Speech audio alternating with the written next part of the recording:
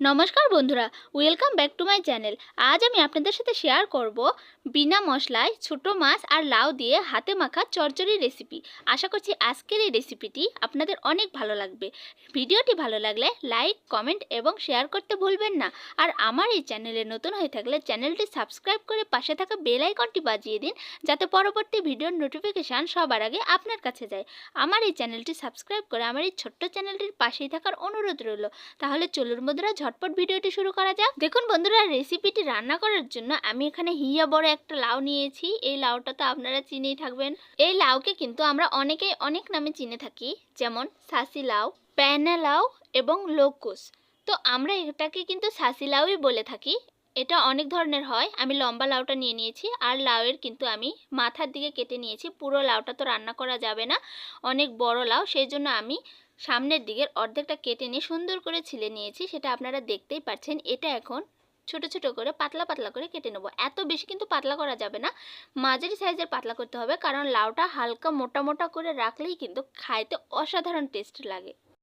বন্ধুরা, আমরা কিন্তু সবাই জানি লাউ এমনিতেই খুবই পুষ্টিকর একটি সবজি, যা খেলে সব সময় আমাদের শরীর মন সব কিছুই খুবই ঠান্ডা থাকে, গ্যাস্ট্রিকের কোনো প্রবলেম হয় না। আর আমি আজকে যে রেসিপিটি রান্না করে দেখাবো একেবারে মশলাহীন একটি রেসিপি, যা রান্না করতে টাইমও কম লাগে আর খাইতেও কিন্তু অসাধারণ টেস্ট হয়। তো বন্ধুরা, দেখতেই পাচ্ছেন আমি এখানে পেঁয়াজ কুচি নিয়েছি আর শুধু মরিচ চিড়ে নিয়েছি। ব্যাস, এই পেঁয়াজ আর মরিচ দিয়েই কিন্তু শুধু এই তরকারিটা রান্না করা হবে।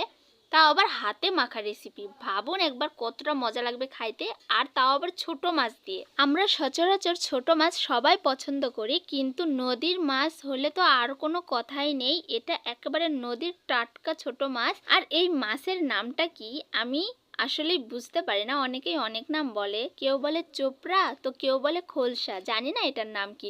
যাই হোক, আমি লবণ আর হলুদ দিয়ে মাছটা খুবই ভালোভাবে মেখে নিয়েছি। এখন শুধু এটা ভালোভাবে ভেজে নেওয়ার পালা।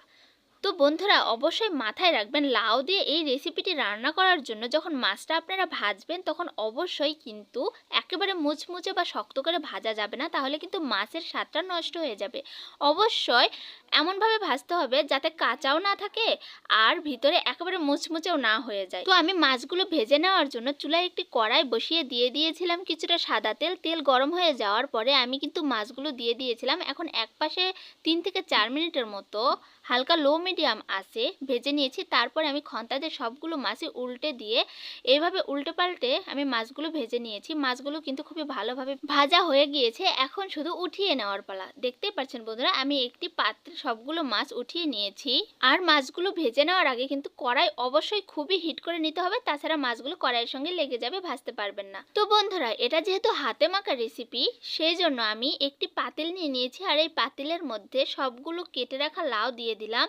এখন এর মধ্যে আমি দিয়ে দিব পেঁয়াজ কুচি আর চিড়ে রাখা কাঁচামরিচ।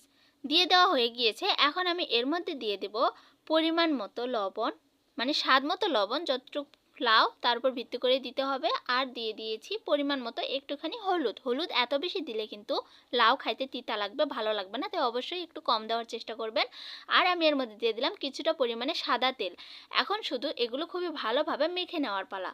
আমি হাত দিয়ে খুবই ভালোভাবে এই লাউগুলো মেখে নেব। লাউগুলো মাখাতে মাখাতেই কিন্তু লাউয়ের মধ্যে একটা সুন্দর কালার চলে আসবে, দেখতেও কিন্তু অসাধারণ লাগবে, আর লাউগুলো একটু কমে আসবে। আর রান্নার পরে তো অনেকটাই কমে আসবে। তো দেখতেই পাচ্ছেন বন্ধুরা, লাউ কিন্তু সুন্দর লাগছে দেখতে, কালারটা এত সুন্দর লাগছে। রান্নার পরেও কিন্তু অসাধারণ একটি কালার আসে, আর খাইতেও কি বলবো বন্ধুরা, আমার দিদা ঠাকুমারা বলে মাখা যে কোনো তরকারি রান্না করলে যত বেশি মাখানো যাবে টেস্ট কিন্তু তত বেশি হবে। তাই অবশ্যই এটা অনেকক্ষণ পর্যন্ত মাখাতে থাকতে হবে। আমি 4 থেকে 5 মিনিটের মতো তরকারিগুলো মেখে নিয়েছি। দেখতেই পাচ্ছেন এমনভাবে মাখাতে হবে দেখে যেন এটা মনে হয় যে তরকারি অর্ধেক রান্না হয়ে গিয়েছে মাখাতে মাখাতেই। তো আমার তরকারির প্রায় মাখানো শেষ হয়ে গিয়েছে। আমি এখানে দিয়ে দিলাম পরিমাণ মতো জল। এমনভাবে জল দেব যাতে জলটা শুকিয়ে আসে আর তরকারিটা খুবই ভালোভাবে হয়ে যায়। তো আমার জলগুলো দিয়ে দেওয়ার পরে আমি ভেজে রাখা মাছগুলোও দিয়ে দিলাম। তো বন্ধুরা, আমার ঘরে আগে থেকে দুটো মাছ ভেজে রাখা ছিল, রুই মাছের একটা লেজা আর একটা ছোট চাকা, আমি সেটাও এর মধ্যে দিয়ে দিলাম। ব্যাস, এখন হাত দিয়ে সুন্দর করে তরকারির চারদিক দিয়ে গুছিয়ে আমি একটি ঢাকনা দিয়ে ঢেকে দিলাম। এখন চুলাটা জ্বালিয়ে পাতিলটি বসিয়ে দিলাম এর উপরে। এখন বলকোটা পর্যন্ত পর্যন্ত অপেক্ষা করব। দেখুন বন্ধুরা, দেখতেই পাচ্ছেন আমি কিন্তু সবেমাত্র পাতিলটি বসিয়ে দিয়েছি। আমি 4 থেকে 5 মিনিট পর ঢাকনাটি সরিয়ে নিচ্ছি। কতটা সুন্দরভাবে বলক চলে এসেছে তা কিন্তু আপনারাও দেখতে পাচ্ছেন। আমি হালকা করে পাতিলটি নুচনি দিয়ে ঘুরিয়ে দিচ্ছি, কারণ সব পাশে এক সমান যদি আঁচ না লাগে তাহলে কিন্তু তরকারিটি খাইতে ভালো লাগবে না। তো আমি পাতিলটি আরও একবার ঢাকনা দিয়ে ঢেকে দিলাম।